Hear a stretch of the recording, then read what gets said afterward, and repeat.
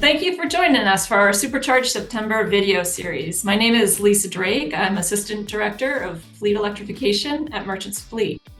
And today I'm charged up to be talking to Sam Evans-Brown, Executive Director of Clean Energy New Hampshire and Drive Electric New Hampshire. We're going to talk about electrification and clean energy in New Hampshire. Welcome, Sam. Thanks for having me. Would you give us a quick introduction? Yeah, so Clean Energy New Hampshire is the state's leading clean energy advocate. We work in a lot of different venues. So at the statewide level, we advocate for good clean energy policies before lawmakers and regulators. And then all the way down to the local level, we provide advice and technical assistance to local leaders in local communities so that they can adopt clean energy in their communities. That's great, and important work here in New Hampshire. So how would you describe the current state of clean energy in New Hampshire, and then specifically about electrification and transportation and where we're at with that in New Hampshire? Well, when it comes to New Hampshire's place in the overall economy of electrification, I would say that we're not a leader, but we're a fast follower.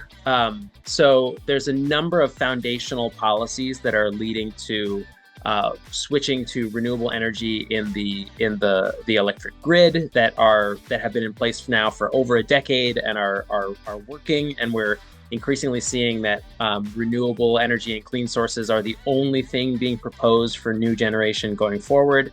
And then I'd say that when it comes to adoption of fuel switching, so switching to electric vehicles, switching to heat pumps, and generally speaking, getting off of fossil fuels, New Hampshire is a little bit behind the curve on that front. But because of national trends, there are a lot of tailwinds that are driving Granite Staters to adopt these technologies in the absence of local policies. That sounds about right to me. And so, how would you describe the challenges? Like, where do we need to focus to move the needle? Yeah, I mean, it's different in every sector. So if we're going to talk about EVs, which I know is an overwhelming concern for Merchants Fleet and for Clean Energy New Hampshire, it's worth pointing out that the transportation sector at this point is the largest source of greenhouse gas emissions in the Granite State. And so it should be an area of overwhelming emphasis and focus. There's really sort of a chicken and egg problem underway, which is that in order to transition to electric vehicles in a way that is equitable and doesn't leave anyone behind, you really need to invest in infrastructure. It's just like when we were transitioning from the horse and buggy to the automobile, you needed to build out the roads. There needed to be roads that cars could drive on and that were designed for cars. Similarly, with electric vehicles, there needs to be public charging. Because if there isn't public charging, then the only people who are going to be able to benefit from the lower operating costs of EVs are those who are able to charge at home or at their business and invest with their own money in that infrastructure.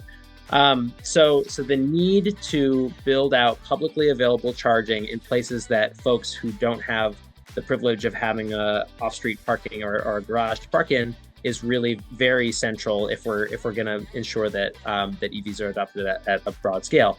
But the challenge is that until there are large amounts of EVs on the road that are going to plug into those chargers, they're not going to pay for themselves. And so there really needs to be sort of priming of the pump to get the infrastructure deployed so that you can have more widespread adoption. And the challenge here is really, I think, profound because this isn't the kind of thing that you can just throw on a switch and the infrastructure appears. It really takes a long time to build it out.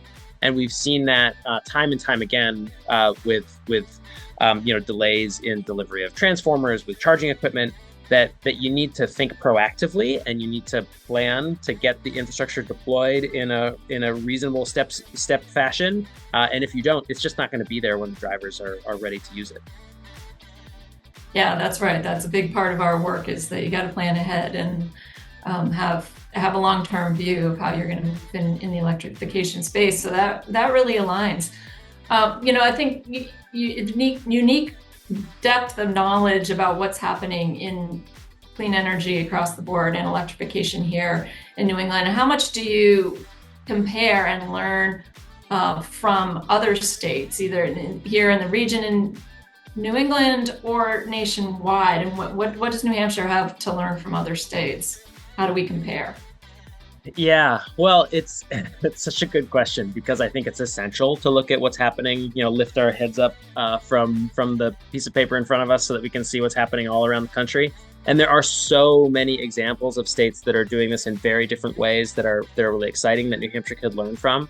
One of my favorites is actually Texas, which it's a little bit fallen out of fashion to cite Texas following Winter Storm Uri when there were some blackouts caused by the lack of the winterization of the gas system there. But there is a lot of exciting things. There are a lot of exciting things happening in Texas because of their approach, which has really been kind of an experiment in deregulation and market-based systems that have essentially quarantined the monopoly of the electric utilities to just poles and wires, and absolutely everything else has been farmed out to third parties, which is leading to rapid adoption of some really exciting things, including home battery storage, co-located batteries and renewables, and then also massive deployment of renewable energy at scale. And I think, relative to transportation, Texas will probably be the first place that we see widespread adoption of vehicle-to-grid technology, simply because those market structures are just there, and all we need are, UL compliant chargers that can do the job, and for the auto manufacturers to certify those. So I anticipate that we'll start to see V2G deployed at large scale in Texas within the next 2 years. Yeah, that's really interesting. Put Texas in the forefront there. Where do you see New Hampshire? Is there a place, an area within this space that New Hampshire is leading, or where would you call out that we're particularly lagging? Well, where New Hampshire I think is leading is in community power aggregation.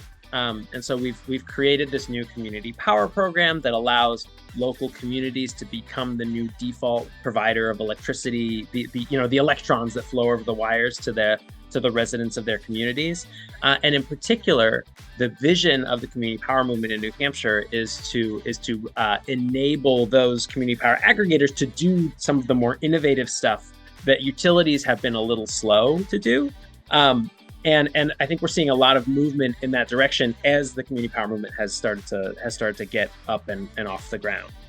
There are still barriers, and a lot of that has to do, again, it's sort of like an infrastructure question. When you look at the electric grid, it comes down to, do we have the right meters? Do we have the right software on the back end to send accurate price signals to get people to act in ways that are good, not just for the grid, but good for society, because they'll lower the cost of electricity overall. So community power is a bright spot. I would also say that,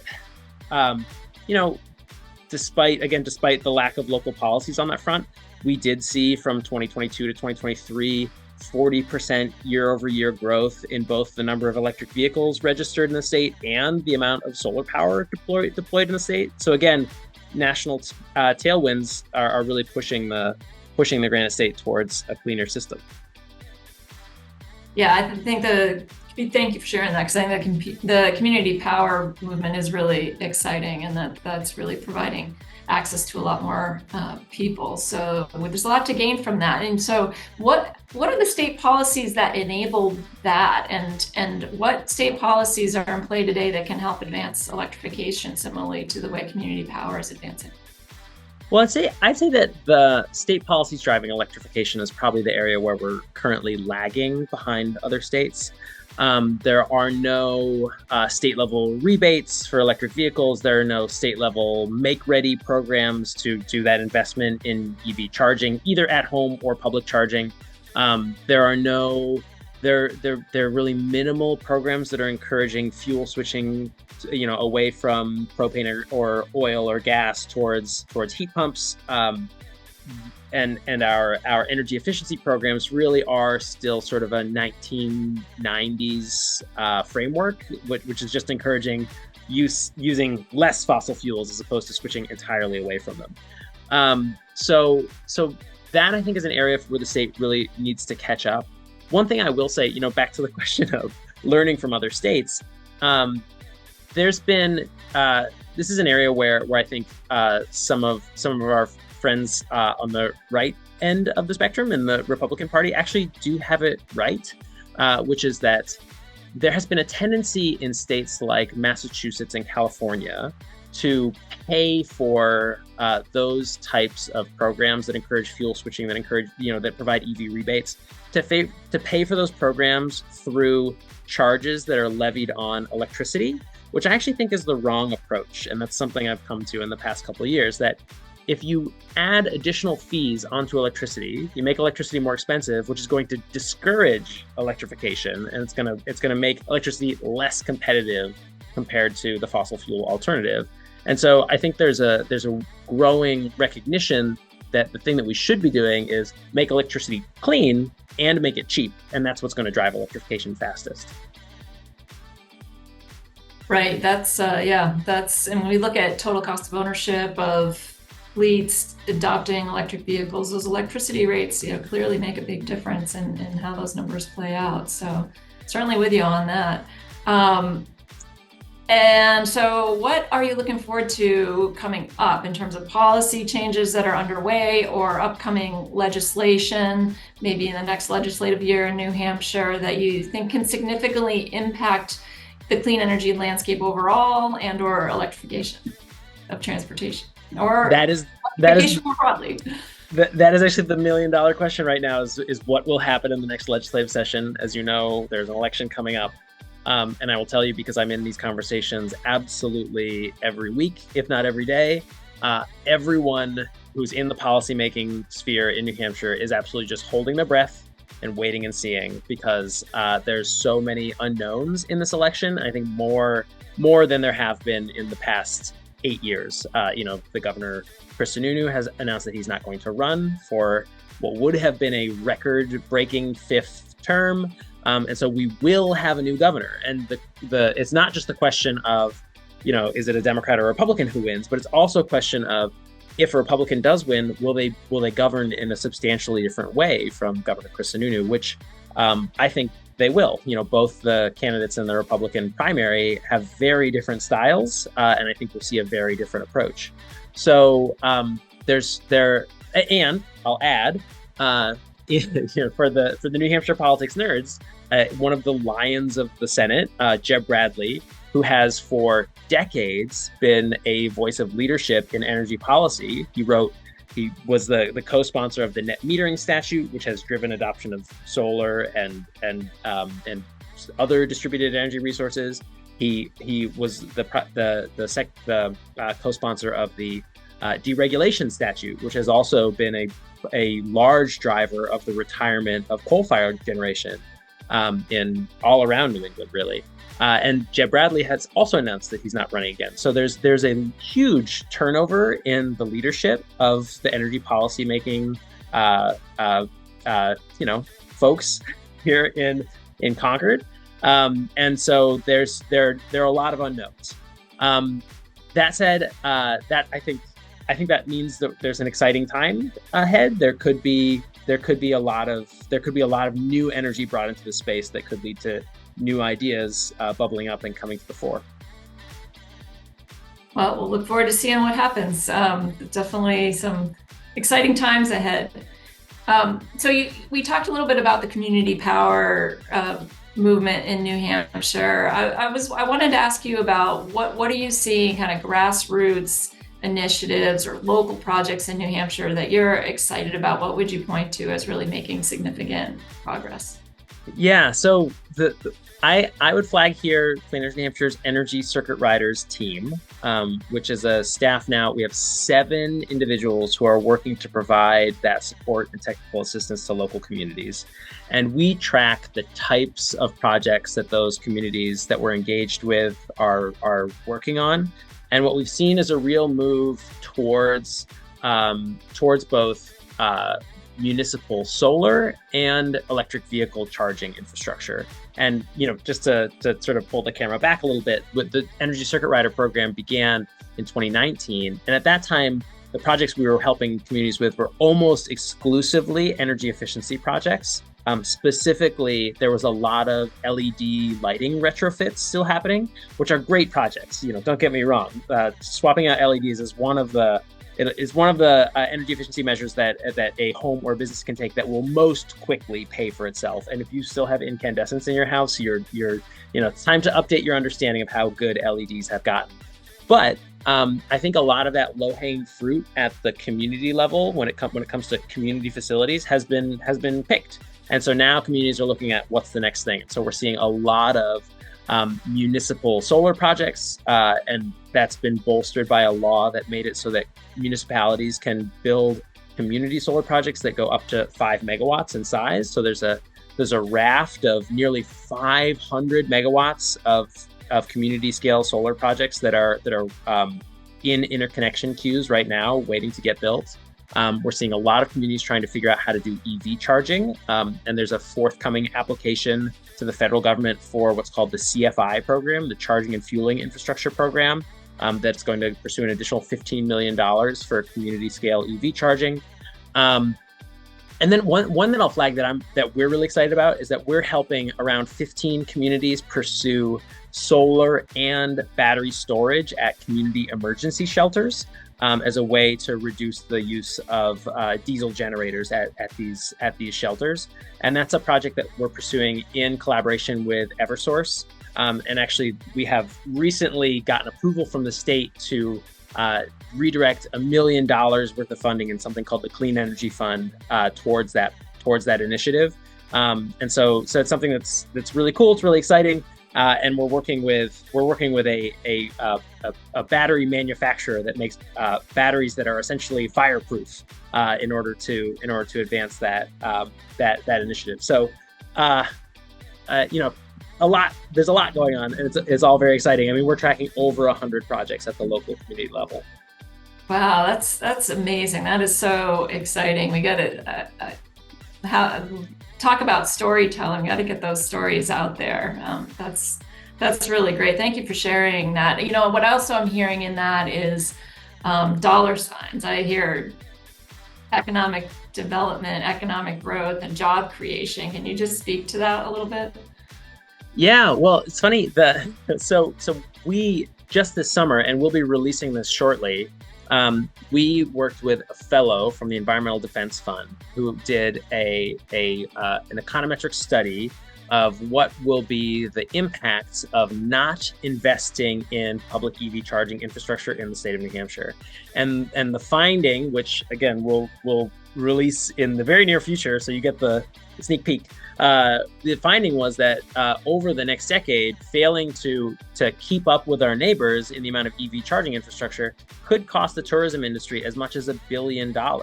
And it's essentially, when you run the numbers, it's about the same as losing you have 4 seasons of tourism. It's about the same as losing an entire season of tourism as EV drivers decide to go to Maine or Vermont as opposed to visiting New Hampshire. So it's a really big deal. We've got to remain competitive, and certainly one of the statistics that has been floating around for a very long time is that each year, New Hampshire residents and businesses and municipalities spend about $6 billion on energy. And so and of that $6 billion, 60% of it immediately flows out of the state because we're purchasing fossil fuels that are not produced here. So the more we can generate that energy here locally and use it here locally, the more those $6 billion will get put to use in our local economy. Yeah, that's a really good point. So thanks for that. How does your organization work to educate the public about the benefits of these projects and the challenges with electrification, and to create more awareness across the communities in New Hampshire? Such a good question. It's a really hard challenge, and part of the answer is by saying yes to absolutely everyone who asks me to do interviews like this one. But I would say that in general, we attempt to work sort of grass tops level. So when it comes to our reach in terms of our media channels, our social media is fairly limited. So what we can do, though, is we can talk to community leaders and make sure that those community leaders understand the benefits of all these technologies, so that when they go to their voters, they are espousing those benefits as opposed to expressing skepticism and concern. And then that we hope that leads to ever broadening circles of people who are interested in and excited in these projects. And it's also, in fact, why we focus so much on municipal projects, which is that one of the beauties of New Hampshire is that you have town meeting. And the benefit of doing municipal projects is that not only do you educate those local leaders when they put a warrant article on the ballot to pay for an energy efficiency project in their school, but then every single voter who comes to the school is then confronted with the beneficial economics of investing in energy efficiency in their public buildings. And every person who votes yes affirmatively on that warrant article is perhaps a little bit more likely to pursue it in their own individual lives. Thank you. So what do you see as what's your predictions for the future for clean energy in New Hampshire? Like if we look out a decade, what's it going to look like? My hope is that a decade from now, we will find ourselves in an economy in which the lowest emitting option becomes, if not the default option, at least becomes something that automatically is considered by every homeowner, every school, and every business when they go to make an investment decision in their home or school or business. So when you're looking to build new, you're actively considering, am I going to build a net zero home? Because you've heard about it, you've heard these homes are great, you've heard that they're much cheaper to operate, and you've heard that the minimal upfront cost pays for itself relatively quickly.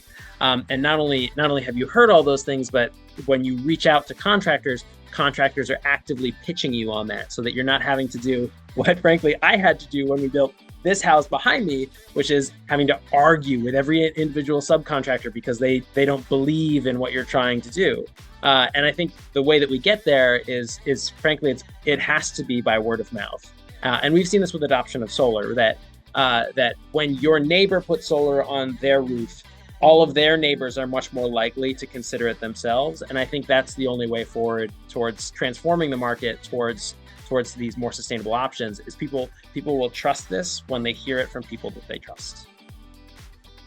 Yeah, that's true. And I can tell you that has happened in my neighborhood. You know, what's harder though is transitioning away from our oil for heating, and which is so prevalent in New Hampshire and nobody sees it. You can't see so much the way the solar panels do. So one of my this is not a secret opinion, but one of my opinions is that decarbonizing the heating sector in northern climates like northern New England is going to be one of the biggest challenges that we have.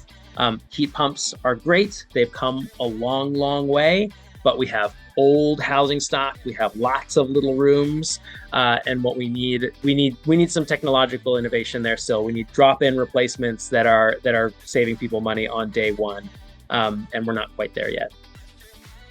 Right, it's a little bit harder, but well, your organization has done such great work across New Hampshire, and we're so grateful for what you're doing and the leadership there.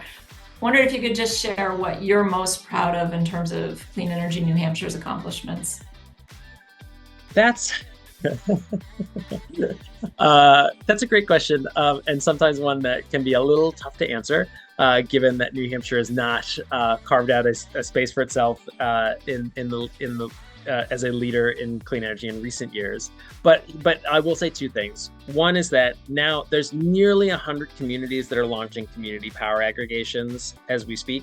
Have either launched or will be launching, by the end of the year, and that's incredibly exciting. So community power, I think, is one that we can point to.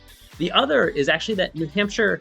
So here's one where New Hampshire really is a laggard, but could very quickly see itself moving into a leadership position, which is in low-income solar. So the National Renewable Energy, NREL, National Renewable Energy Laboratory, put out a study that found that New Hampshire was last in the nation in terms of disadvantaged populations accessing solar power.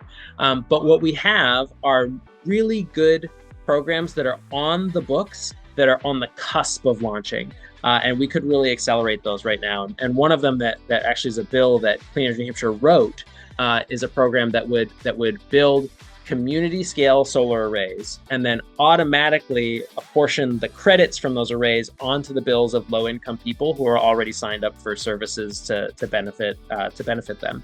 And so that project should be launching by the end of the year, and I think is something that we're really excited to see get off the ground. Well, that is really exciting. So thank you for sharing that. Thank you for spending some time with me today. And thank you for all the work you're doing. We'll look forward to continuing to work with you and moving New Hampshire forward.